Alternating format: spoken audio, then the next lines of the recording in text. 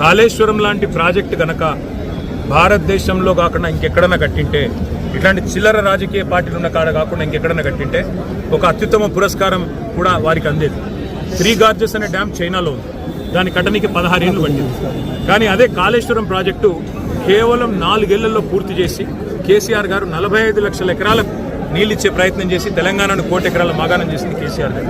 అందుకే ఈరోజు కేసీఆర్ గారి మీద ఏదైతే కక్ష సాధింపు చర్యలు బీజేపీ కాంగ్రెస్ కలిసి చేస్తున్నాయో, దున్నపోతు ఈనిందని ఒకడంటే దుడ్డను కట్టేయమని ఇంకోడన్నట్టు 100 కంపోనెంట్లుండే కాళేశ్వరం ప్రాజెక్టులో ఒక్క కంపోనెంట్లో ఒక్క మేడిగడ్డ బరాజ్లో 2 పిల్లర్లకు పగుళ్ళు వస్తే అది కూడా కాంగ్రెస్ వాళ్ళే లుచ్చాపనం చేసి ఉంటారని నా నమ్మకం. ఈ రోజు కూడా ఖచ్చితంగా మరి ఇవాళ కేసీఆర్ గారిని బదనాం చేయాలనే కుట్ర ఏదైతే కాంగ్రెస్ బీజేపీ చేస్తున్నదో, ఇది కమిషన్ ముందు కూడా విచారణలో నిజాలు బయటకు వస్తాయి. మేము చేసిన తప్పేమీ లేదు.